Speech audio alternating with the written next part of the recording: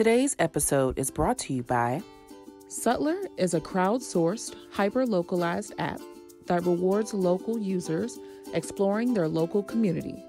Sutler lets local businesses connect directly with their best customers, locals, sharing time-sensitive deals and exclusive Sutler specials only offered on Sutler. Locals know best, not an algorithm. Sutler. Trust local.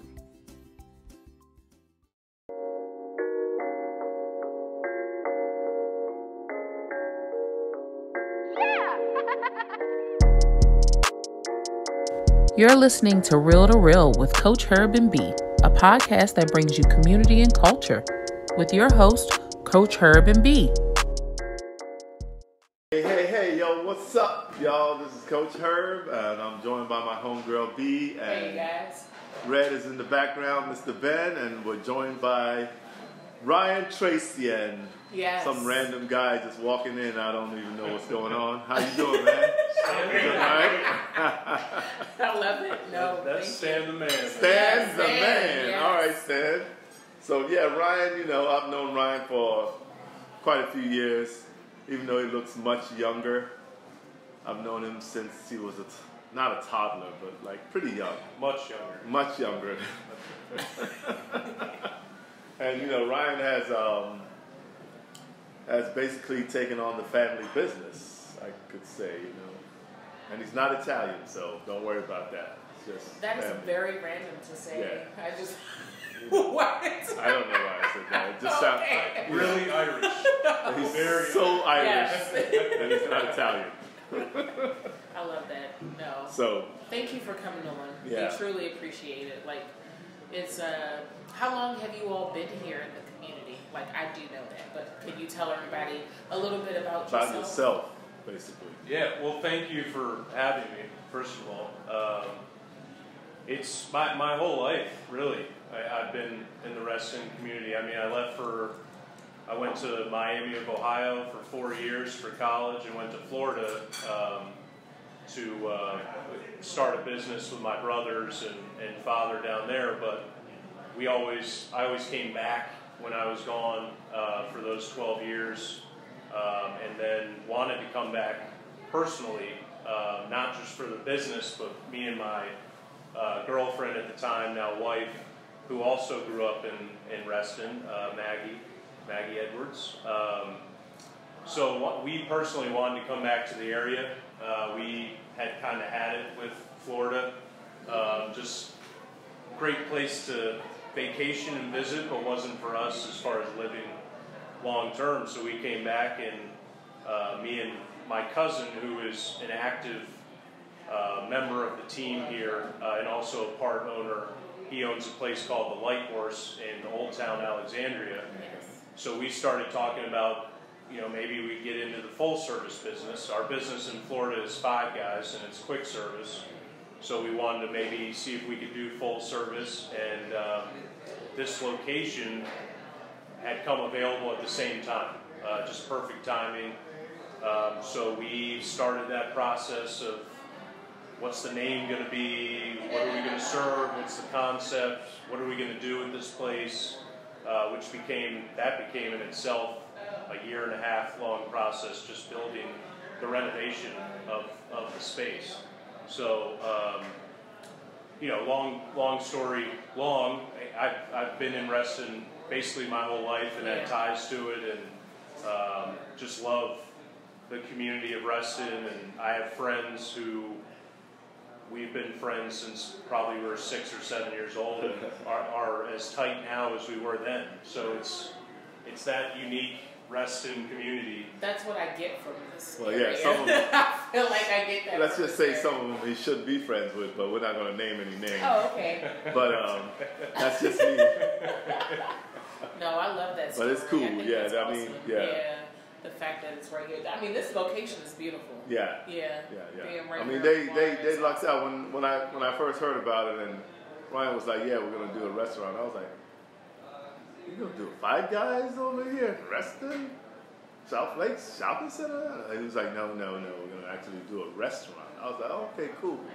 So, long story short, they this came about. They had to gut it out because it had been through some lives. Well, okay, so backstory, like the previous place that was here, they had, it was like a family-owned business. They had like music, bar, smoking area, which was pretty much all over the bar, and it had taken a beat. Okay. The building had, so it actually is kind of refreshing to come in here now. I mean, it's very refreshing. Yeah, but I mean, don't get me wrong. The old place wasn't bad. It had like that homey feeling. Mm-hmm. It was time for a change. Yeah, a change. Yeah. I think Lakeside Inn. I may have been 18 or 19 having a beer at the bar. Right. Whether I was using a fake ID or not, I don't know. It seemed very lax. You might have just walked up and said, "Hey, I need a beer." Yeah. It was basically. It was kind of that. Well, after all the basketball games, the parents would come by here to have a couple of pops after the game. Yeah. Send the kids home, but the parents are going to go hang out at the bar. Yeah. For several hours. Did you attend South Lakes? I did. Yeah. I attended Sunrise Valley, Langston Hughes, South Lakes. They did the whole gamut. Yeah, and my two older brothers, same thing. We actually, my mom just sold the family house of 25, 30 years off Lawyers Road. Okay. Really? Yeah. Yeah, we moved in there when I was in first grade, and she just sold it last summer. So I gave her a hard time about it the whole time. She had a pool in the back, and then COVID hits, and it's like we can't go to. As I tell my son, we can't go to Grammy's old house anymore and jump in the pool. We just have to stay in the house. So he was wondering why did Grammy sell the house? Yeah. Right. So. But yeah, and there's a lot of stories that go along with that house that we probably should after hour show. Yeah.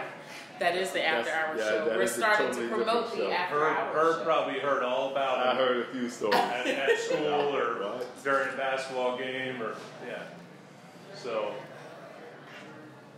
but yeah, South Lakes was one of the best experiences I actually ever had in life, I would say, just because of how diverse South Lakes is, the wrestling community in general, but South Lakes itself.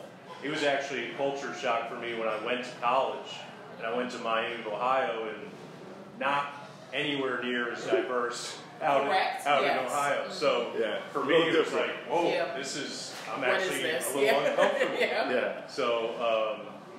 So I just always loved that about Reston and South Lakes and the community is, everybody's different in their own ways, and but everybody comes together and really, kind of shows the love and community feel. I see, because even during this time, it feels like it's busy. Yeah. Right? Which is a good thing. Yep. Mm-hmm. Yeah, especially around this time. Yeah. It's crazy because like the backstories of him and his brothers. I'm gonna let him expound on it a little bit, but there are some characters. Let's just put it that way. I've known all three of them. One's a little quieter than the other. I think I would say Matt, right? Matt's probably the quiet. Yeah, he's the quiet. He's more of a he's the homebody. Yeah, the homebody, and then you have Mr. Pat. Let's just say, that boy, something else. That was one cocky dude. Yep. Hope he sees this. Yeah. You were one cocky dude. His group of friends, too. Yeah. He will now. His group of friends all the gamut, man. I think the whole crew. They taught me a lot, which probably to a fault, but right. But he was very good at basketball. Yeah. Pat was, and they lost in the state championship his senior year. So, I mean, my relationship with her kind of always started with basketball. Yeah. Select, travel, Reston. And that's exactly what I was about to ask, is how do you all basketball camps, select, travel. I'm always yelling, and they're turning out. They would know. About right. Yep. They would know it was me. Yeah. I'm at the basketball games yelling, and I was like, "Come on, man, you got to be more aggressive." Yep. You know, and so Herb never held back on my commentary. Yes. Yeah. And my mom always loved it because she would be just as loud. She would, from one direction. Would. My mom's yelling at me, Herb's yelling at me. But he was always the first person we'd see coming off the court at South Lake. So he'd be sitting there in the chair near the door, holding down the fort, and we'd all, give him a high five. Looking for that. Win or lose. So good game. Yep. So it all started with Reston Select, and kind of went up from there. I mean, that was probably, we were 10 years old. We'd get into Select, 9 or 10. And Galvin Morris was Daryl Branch, my Select coaches. Galvin was baseball, and Branch was basketball. You know, they had these guys working hard. So, and then like all of that stuff growing up made them better guys. Let's just say it that way. I mean, they turned out okay. Yeah, absolutely. I've always had a ton. As much as we joke around, I've always just had a ton of respect for Herb and all the coaches that have Coach Bird and everyone that has come along. You can learn a lot from playing basketball, especially in Red, because it was huge for us. Like we felt I'll be honest, we felt a lot of pressure in high school. Did you know Irv? Mm-hmm. Yeah, Irv. You know Irv? Yeah, he was an assistant coach when I was playing in high school. But he was all the South Lakes camps. Man, I would go to like 3 or 4 weeks of it, just back to back, carrying out trophies. And hot shot. Everyone would just call me Little Tracy. Little Tracy. Even Grant Hill would show up at camp. Where's Little Tracy? I heard he can shoot free throws. That's me. It's just a great. It's nice to hear all of this because we had them on the show, and so to bring it full circle is kind of it's nice, right? It's pretty cool. Yeah. So I want to ask you about the actual space itself. What can you tell us about the restaurant and what type of, what style of food you offer here at your restaurant? Yeah. We call it New American Food, kind of taking American food and putting a little twist on it, or just serving it the way people like it, like the wings and. Oh yeah. These, by the way, are delicious. Great.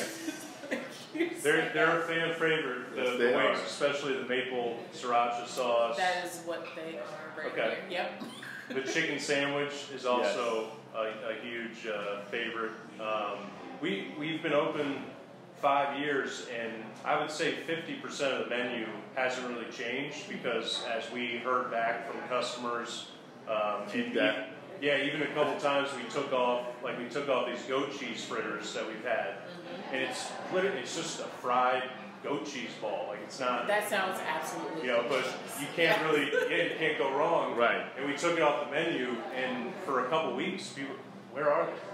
What are you doing? You got this other fritter on here. Like no, don't do that. Don't do that. Yeah. And I had to go to the chef and say, all right, we're going back. We're back to the goat cheese fritters, which they're good. I mean, I like goat cheese, so it sounds delicious. Oh yeah. Yes. Yeah, I think for us here, it was feeling the vibe of the audience for the first year or two. Trying different things, throwing different things out at people, and then a lot of the menu stuck, and then the other half we try to give the creativity to the chefs to kind of come up with new things. And usually the menu changes 2 or 3 times a year with the seasons, but it's probably only a dozen menu items because those other menu items we want to keep on there for everyone year round. Yeah. So, I think first year or two the menu was kind of a battle with the chef and what are we gonna, no offense did a great job. It's just kind of what is this crowd? Because it's a diverse crowd too. We had pre-COVID, huge business crowd for lunch of transient people coming to Reston to work. Happy hour crowd still wasn't necessarily a Reston-based crowd. It was all these transient. So, and now with COVID, that's kind of died off. Hopefully, sometime next year it will come back. And then, like, our weekend crowd is mostly people from the community. So, really just like a wide range of clientele that we were trying to please everyone. And then we hope that we found like a sweet spot where we can please most everyone.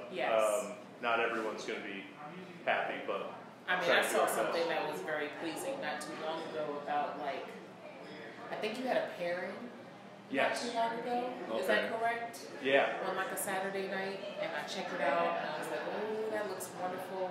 And I missed it because we were those people that are very behind and late, so we couldn't make it on time. But we really wanted to join it, and so could you tell us a little bit about how you've been trying to, like, I guess, I don't know, do different type of events now that COVID is happening, because it's just it's very different.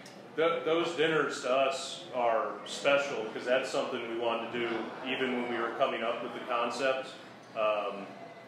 Actually, down in Florida, we'd go to this restaurant that would have these beer dinners like once a month, and they'd bring in a brewery to represent the beer, and then the chef at this restaurant would pair them, and you would just sit there and they would just feed you beer and food for basically as long as you could last.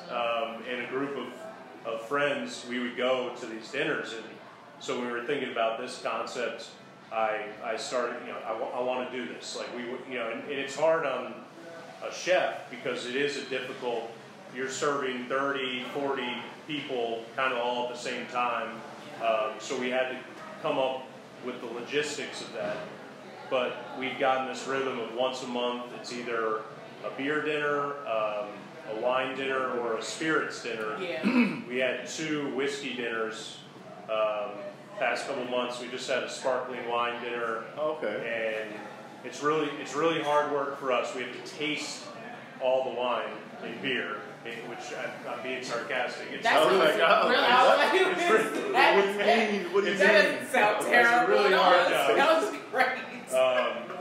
We're actually meeting with the brewery tomorrow to plan the dinner for January. So we like to plan them out like a month or 2 in advance. So me and my cousin, the chef, will sit down with a rep or a guy from one of the breweries, and we'll go through, a bunch of beers. We'll pick 5. We usually do like a 5-course pairing menu. We'll pick 5, usually different styles, and then the chef will take those beers and pair them with 5 courses. And it'll take him like a week or so. I mean, we give him time to really think about it. And then we push that menu out, and actually post our shutdown, March, April, May, we've sold out every dinner since, because... Oh, yeah, no. Yes. I really think it's because people that want to come out to dinner want to go to a special event rather than just out for the night dinner. I think it's about the experience now. That's just... Your experience. It seems very cool. Well, the concept just seems very cool. And now you're like, you're going to bring this drink. Like, it's a scheduled course. We gotta and I have to do it. Thank you so much. Yeah, you just show up. The menu's in front of you, but you don't have to make any decisions. It's just there. Yep. And you're already giving me all the drink. I want to get a little bit more in depth with that. Like, is it like, okay, so when you choose a particular beer, or is it kind of like they just give you whatever, or you go, okay, I want this particular beer, and then they'll say, okay, well, this goes with this? No, that's a great question. Usually with beer, we want to, between the 5, we usually have a variety of styles. There'll be like an IPA, a Goza, which is like a kind of a sour, fruity type beer. That's red. That guy loves the sour. So IPA sour, maybe like a lager, like a pilsner. Okay. And then maybe something heavier, like a stout. Or, stout. That's or a porter or something. So we try to kind of, and usually maybe the stout or porter comes with dessert. And then it's the time of year too. Like if we were doing a beer dinner in January, we might go a little heavier with the darker beers. Yes. And then in the summer, maybe a little lighter, maybe two sour beers, and maybe just leave the stout out during the summer because that's so sad. If it's 90 degrees out. 90 degrees on the patio, you can't have a stout. I don't know if you want a stout at the end of the night. I don't know. And then the chef, based on those tasting notes of those, he would pair accordingly with those. So right now, I mean, the hottest thing has been IPAs, New England style IPAs, double IPAs. Right. Keep hearing that. I keep hearing that. Yeah. I've gone to a couple of breweries with these guys, and New England just keeps coming up. That's right. That's because it explains excellence. How about that? Well, it's funny because, they got the California style beers. Yes, Herb. Look at you. I'm learning as I go. You better get yourself together. Look at you. West Coast style would be like a lot more bitterness. Yeah. So a lot of people are like shying away from that, and then this New England style beer comes along, and it's more of like a citrus forward, fruity, not as bitter. They make even IPAs now that are no IBUs. So IBUs is like the bitterness index of the beer, and you can measure it. So a lot of places want to do no IBUs. So someone who doesn't like bitterness, you can still get kind of an IPA feel, but you don't get any of the bitterness at the end. And some people love the bitterness, so it's... I'm learning. Herb. I'm learning. Take that in. Yep. I'm learning. We'll have to get you to one of these beer dinners. I know. Yes. I'll have to come and check that out. We will definitely have to come check it out for sure. Yeah. We have been trying to explore collaborating with places that we've been working with to do stuff. So it's pretty cool to listen to how you've been able to put it all together. Yeah. And it be so successful. I'm always a fan of the bourbon or whiskey one too. Mm-hmm. Those seem to be more vocal at the dinners. The whiskey, like the crowd, the first course, everyone's kind of nervous. Where's the first drink? And then by the second, third course drops, I walk out there and it's just loud. Shout, laughing, So those get pretty vocal. We were talking about the next spirits dinner being tequila, probably in May, doing like a Cinco de Mayo. Okay, yes. So it sounds like we're coming. Yeah, our bar manager usually does cocktails too, so you'll get kind of like a little half ounce of the tequila or whiskey itself, so that our rep can kind of walk you through what you're tasting on, but then we back that up with a cocktail. And it's usually the spirits dinners we bring down to 4 courses, because 5, we'd be carrying people. You're going to have them all the way. So Uber, we warn people, try not to pregame before you. We have some regulars, they'll come in, have a beer or two before whiskey dinner, and say, you're going to drink enough. But to each their own, Yeah, right? Everybody thinks they're big time until they get in there. They're like, I did not know I was going to be falling on my face. Okay. All right, man. I feel like we've had it. We hogged up all your time, so what you got for us, Red? So Ryan, when it comes to, we really enjoyed getting to know you and stuff like that, but now to talk about more about business, because it's really what we want to highlight this episode. How has COVID kind of impacted you guys here? Because I know before when I've come here, I've seen live music.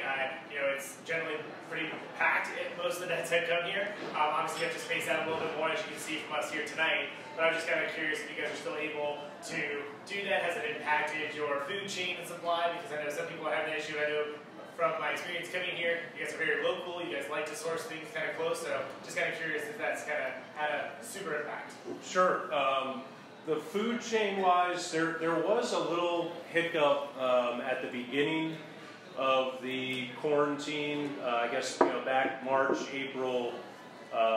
There was, it had to do. People probably saw it in the news. There was like meat plants that were being held back or shut down or whatever. So it didn't really affect us specifically, but it was a conversation we had with the chef. Is like, are we still getting the same? We have this dry aged beef that we get from Rosetta Farms in Maryland, and it's through our distributor Fells Point.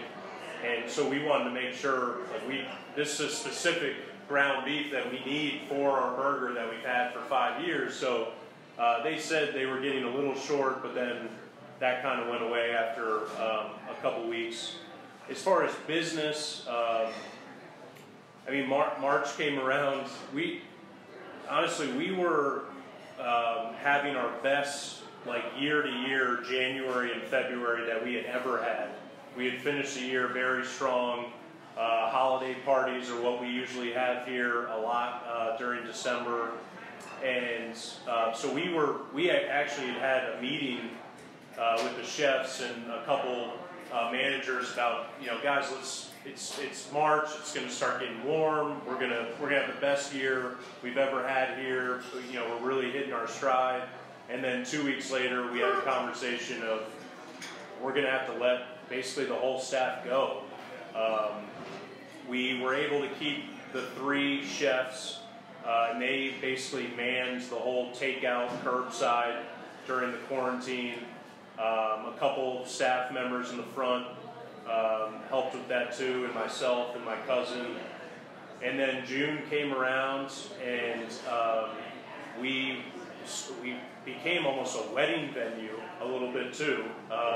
People that had postponed or canceled their wedding from previous months came to us looking for a smaller venue, saw the back patio, and so we wound up, I think we've hosted about 7 or 8 wedding receptions. At two of them actually had their ceremony out on the back patio.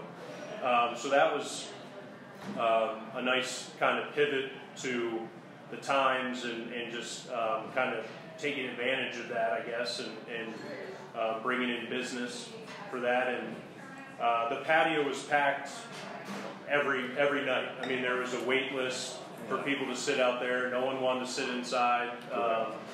Understandably, our bar, it hasn't been since the first week of March that our bar has had a happy hour crowd.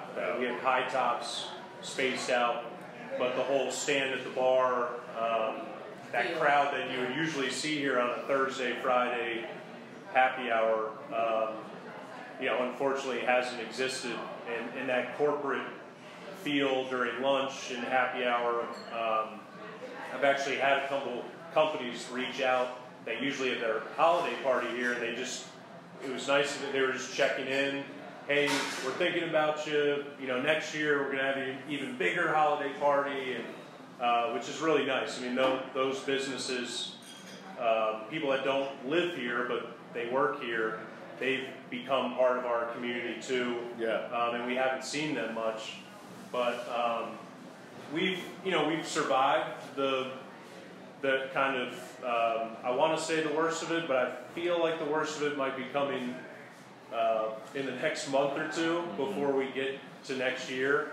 So thankfully we've been successful the first 4 or 5 years we've been open, and I believe we can kind of ride this out and get to the other side. So it would probably, I speak for all restaurant owners, it would be nice if, not to get political, but if the government kind of stepped in again and helped restaurants out, which is a big talking point for all of us right now. So we're in good shape compared to a lot of other restaurants I know of, and some that have already closed permanently. Yeah. So it's just really unfortunate that It's sad. It's sad. It's like, a lot of you places. hear some of the restaurants Yeah. that you're like, man, I used to go there, and you're like, what? You know. Yeah, I went out to dinner with my wife a month or two ago in DC. It was an outdoor seating area, and then we kind of walked down 14th Street, which would usually, I think it was a Thursday night. It would be like you had to walk on the street a little bit to be able to maneuver. Right. And so there were, signs on the doors, closed for now or permanently. Or it was just sad to see a street like that on basically every night is usually kind of. And they just kind of restricted some more things from like those businesses in DC, so it's going to be really interesting to see how a lot of places are Recover from that. I mean, they haven't even recovered from the what's happening now, right? Yeah. So I mean, that's like I'm kind of talking about like the ones that have kind of stayed open a little bit and are fighting through it. And, and like now think about places like Ben's Chili Bowl. Right. Yep. And they came out and they were like, I don't know how we're going to make it. Right. But I think they're making it because people are like, there's no way we can see you go down. Right. And I feel Which like is that's what this community that goes with the community, and that's why does that as well. It's like I can't see my local places go down. Where are we going to go? Like what's going to happen? Yeah, how are really. they going to survive? If you lose the restaurants, I feel like you just lose the community in general. Where do people go? And in DC, the tough part is, thankfully, we have patio space. So, but if you have a 50-seat dining room on 14th Street in DC, and maybe the city gives you room for 3 tables out front, well, those 3 tables aren't going to pay the bills. Yeah. Right. And if no one's comfortable coming inside, and then how many tables can you space out inside? It gets to a point where, are you open just to say you're open, or are you able to pay the bills and your staff? And it just leads to some tough decisions for people that I don't really wish upon anyone. Anybody. But it's been beautiful to hear you say that you've been having weddings here. Yeah. And I got kicked out of one. It wasn't on purpose. We got there before. What? Here? Yeah. What are you doing? I was on the patio. I was having some drinks with some friends. But they told us, they were like, hey, pretty soon you're going to have to leave. Well, then you should have got kicked out. They told you to get out. But we were enjoying ourselves too much, and one of the other guys had to come over and say, hey, look, y'all got to go. Yep. And so I was like, all right. So don't we invite her to your I remember, place for the wedding. I remember that. I came in to set up for the wedding, and your group was at the bar, and you're all looking at me like, why did we have to leave? Yeah, why do we have to leave the patio, man? What's that all about? He's like, business, buddy. Two lovely people are about to get married, and you guys are worried about having drinks out of the And patio. they're going to hear nothing but you all. Yeah, a couple of them were. I'm loud, but I got some loud friends, and they were being a little too loud, so. A little. Yeah. They were being. Yeah, they were being loud. I know. Believe it or not. We had one wedding. A gentleman who comes here a lot. He lives down Lake Thoreau, and his daughter got married, and he brought them by boat in her dress. I love that. Yes. And the whole group was out there cheering them on. They blasted the music, and they arrived via boat. So it was awesome. pretty. I think that sounds. That awesome sounds really introduction. cool. Yeah. It was pretty cool. That's pretty cool. First time for us. Yeah. Which also, you can pull up and get your food. You can. And now there's not a big blue fence blocking the way. So what was the big blue fence about? They had some construction. Oh, okay. Remodeling down there, which is good because they needed a little facelift. So that would be cool because, like, I have a friend that lives on the lake, and then so a couple of times we'll order some wings and And some come right over, yeah. some victuals and come on over and pick it up and ride around the lake and have a couple of drinks and. Sounds real bougie. Yeah, sorry. You have to be a Restonian. Oh, okay. Sounds real exclusive then. How about that? Just kidding. Well, we're hoping too in that common area when it gets warm. Oh, right. Right down there. Well, the landlord, first of all, is open to us using it as extra dining space if we want. But as Ben was asking about live music, that would be a great place. Yes, it would. For live music. You could hear it from the patios. Like a mini pavilion in a sense. Yeah, and hopefully we could get a permit where you could get drinks from Reds, or we could serve you out there, listen to live music, bring food out, and have that type of atmosphere. I think that some of the neighbors might kind of fight back at that, but I think most of the community. Over. I know. Yeah, most of the community would like it. I think there's just a couple. They might get outvoted. Yeah. Let's just put it that way. I'm sure they would. It sounds like a fun time. It is. They've been having live music on the lake. On the lake, throughout the summer, Yep. at bands play. So Nice. I think most of the community would love to have it. Maybe we just change the hours That's or. pretty cool. Yeah, that would. So I was kind of curious where the name Reds come from, because as you might have heard, Herb affectionately calls me Red. All the time. Yeah, all the time. So I definitely like it that the restaurant is named that. Yes. Right. I always find it kind of fun when I come here, but I was kind of curious where did that guy come from. I don't know if Herb remembers, but my oldest brother Matt, they called him Big Red. Yep. My grandfather, William Tracy, his nickname was Red. Oh, really? So that's where it came That's from. funny. I used to call his brother Red all the time. So. I don't put that past you. Yeah. When you enter the restaurant, the first table there, we call it Red's Table, and it has pictures of my grandfather sitting at kitchen tables and with some of my other family. This is back probably in the 30s. And so they called him Red, and then my father had bright red hair, Matt and Pat, red hair. Red hair. I got my mom's jeans. Yep. Used to say that to you too. Be like, man, what happened to you? Yeah, what happened to me? Yeah, that sat well with me as a kid too. Yeah. Sorry. And now I'm thinking like, what happened to me? Herb said what happened? No, I'm kidding. The name came from my grandfather, Red Tracy, and actually, me and my wife decided if we were going to have a kid, we would name him Red. And now I have a 4-year-old whose name is Red Tracy. So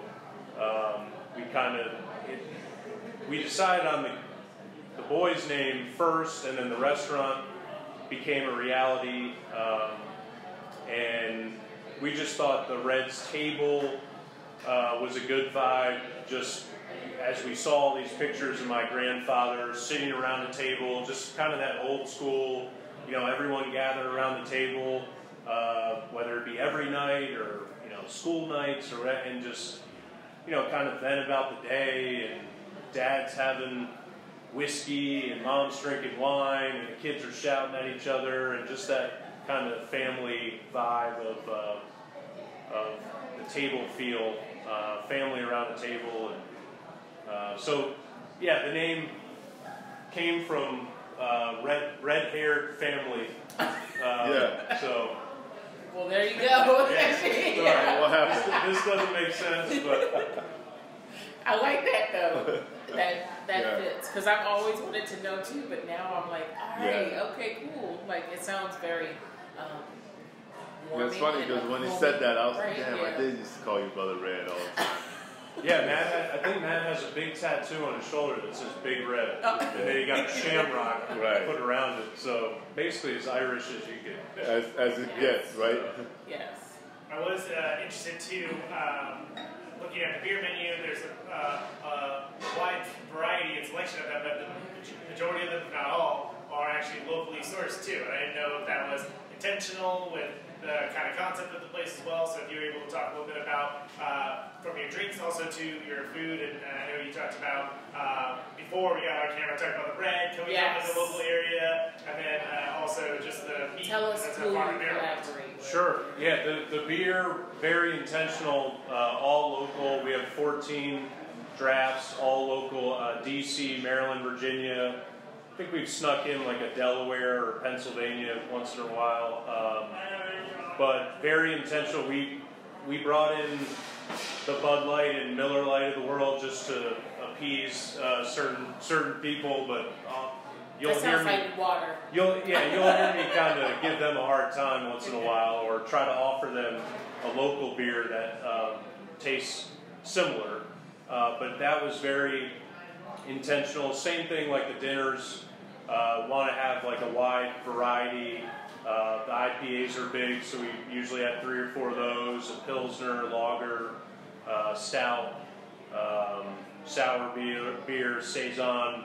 But this area, DC, Maryland, Virginia, I mean, the breweries over the last, 10, 15 years, they're just all over. So it's really, I don't know if a 14 draft system is enough to keep up with the growing breweries. So it's always fun to, even on days off, to go to a brewery I haven't been to and introduce myself and talk and see if they're distributing, or we're always kind of looking for new local beers.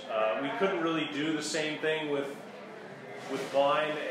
I know there's a lot of wineries in this area, but I think, just my opinion, but I feel like people are tied to California, Washington, and international, French, Spanish.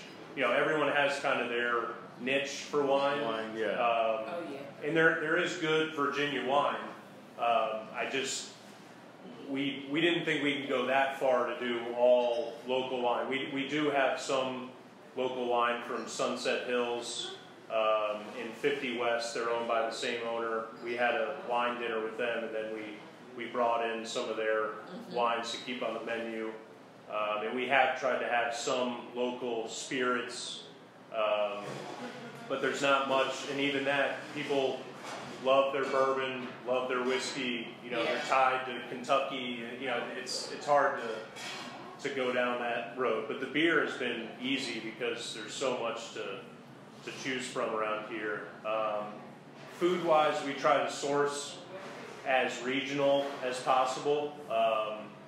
We did have a pastry chef in-house, but due to the circumstances, we kind of had to make some decisions and some cuts. So we've been ordering through Bakery de France and Clement's Pastry that are their regional distributors. And then we've always encouraged the chefs during the season to go down to the farmer's market, and even the one right at Lake Ann. Chefs will usually go through there on a Saturday morning and take whatever they want, and then come up with specials and stuff like that. So even just a weekend local sourcing, just going to the farmer's market is always cool. So yeah, we've tried to. I don't think we ever called ourselves farm to table, but we like to keep things as local and regional as possible. That's cool. So I think one of my last questions before I kick it back to her would be, we talked about your brothers a lot, and I know we briefly talked about this before we even started the recording, so I can't wait for your answer here. But when it comes to you and your brothers being the owners and stuff, do you guys divide and conquer the responsibilities? Is it more so shouldered on you, since obviously this is here right now? How is that exactly? It sounds like Ben's putting you on the spot. Oh boy, they don't do anything. Nothing. No, it's actually credit to them. When we first opened and were developing the concept and the space, there's a ton of opinions. Two brothers, my dad, my mom, cousin, my cousin. So it was, and then even I had to. Maggie Edwards, my wife, designed the majority of this place. Awesome. So she's got a good eye. She's got a. We needed a woman to come in and kind of rein in all of us arguing about ideas, tables, and actually these are locally sourced These tables are beautiful. Yeah. I mean, they're very different.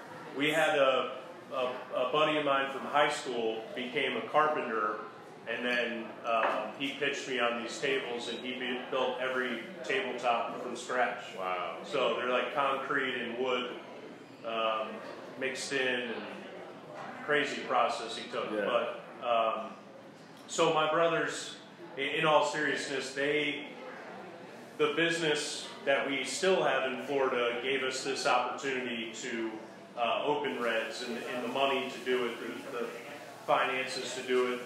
We have 8 Five Guys stores, which we discovered by living in this area, and then my dad at the time had lived in Florida, and the Five Guys franchise was about to take off, and they moved down, and I was finishing college, and it was like, I was going to go to law school. It was like, you want to go flip burgers or you want to go to law school? And I was like, you know what, I'll move to Florida and try this out. And it's been successful since 2006 was our first store that we opened down there. So they do that, live in Florida with their families. My dad lives in Florida. My best friend, Dan Huck, you probably remember Dan Huck from South Lakes basketball camp and stuff. Mm-hmm. He's the director of operations for the whole thing now, and so they do that. And they kind of, after the place opened and they saw that we were going to be successful, they kind of pulled back from, Ryan, what's going on? Every day, like, why were sales low today and not yesterday? Just the whole concerned as investors. Right. And, partners in the business, but once me and John really got it up and running, they said, all right, you guys got it, we'll do our thing, you do your thing, and we do obviously talk often, and hoping to expand into other things in the future, whether it be the restaurant industry or not, but it's been good it was almost too many cooks in the kitchen in Florida. So me moving up kind of spread it out a little bit. Yeah, you can only imagine three brothers and a Five Guys yelling at each other. You could just see the relief on his face when he got back up there, man. I was like, yeah, it's good to be home, huh? He's like, yes. And now all their friends come in and drink and give me a hard time. So it's fun to report back to them who was in last weekend or so it's. Yeah. Don't message me anymore, Pat. I guess my last question for you would be, with this whole situation, where do you see yourself with 2021 coming up, right? Like, it'll be very interesting to see. I know that the governor may do something. I hope he does not over the course of this month into next month, but it's kind of inevitable. Kind of like it's very unknown. Right, we have no idea what's going to happen next week or whatever. But where would you like to see this restaurant or your franchise, basically, in 2021? Well, actually, the Five Guys stores in Florida have been surprisingly booming during this whole process. A lot of actually quick service restaurants have actually a lot better. Succeeded through more takeout and more curbside, and those concepts kind of fit this whole quarantine style. Full service, kind of the complete opposite, because you want that full bar and happy hour and all that. So my hope is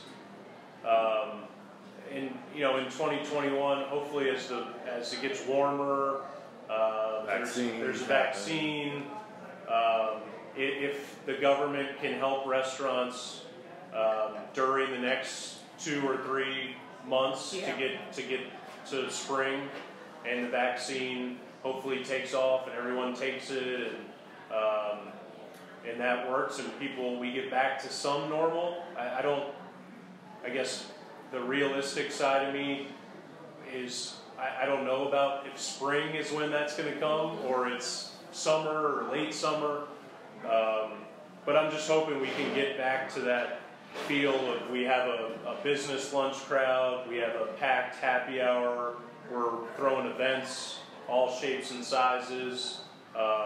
We're continuing to do these dinner events, and we have that kind of Friday, Saturday night packed house where we're all running around. We always kind of, from the sports, right. And I always throw sports analogies out to my staff, and they're like, Ryan, geez, can you relax with it? But it's, for us, like, those nights are like game time. Like, we prepared all week for those huge, busy nights. Yeah. And we enjoy it. Like, we might look stressed running around, but those are the fun moments. Not just because staff's making money and we have money, but it's just that's what we wanted from this. Yeah, we just want to see the place packed, and for you all too, to be able to come out and just enjoy it without kind of a care in the world. Getting back to that reality would be really nice. Awesome. That would be great. Yes. You know. Yes. And on that note, we generally we finish up with a little. That is absolutely correct. We like to finish up and have people tell us about their business once again. Make sure that they let people know where it is and how they can just enjoy your experience, basically. Even now that right. You got curbside and you got stuff like that. So go right ahead and just give us what you got. We got curbside all day. We open 11 o'clock every day, open till 10. Curbside pickup, and we also DoorDash, Uber Eats. We do have 2 patio spaces. The big patio is heated, so even if it's 30, 40 degrees out, you can wear a sweater and feel pretty comfortable out there. What else? I mean, we're hoping to kind of survive the times and have everyone back here full strength, spring and summer, and we're just we're staying patient. Yeah. So come order curbside from us, or look out for the event dinners, because if we're allowed to do them, we're going to keep doing them. It'll be January and February beer dinners, and then we'll probably switch into some wine or I have to try tequila in May. I have to try that too. Right? That sounds dangerous. It sounds like I need to be there. But I think I can, get on my friend's boat and come on over. And maybe make it back. And maybe make it back. Yep. And more live music. More live music. Yes. We love doing the live music. Yes. That's something that customers actually, when we first opened, we didn't have live music, and then everybody, you should have live music, you should have live, and then so we've just kind of adjusted to what the people want. So we want more from the people, so we can do what we love to do. Yeah. Yeah. Well. And we appreciate you coming on, sir. And it was great catching up and talking about all the good stuff with your business. So on that note, guys, until next time, peace. The Real to Real podcast is presented by Herbert Williams Beffo and Bianca Mosquitis. Our producer is Ben Runyon.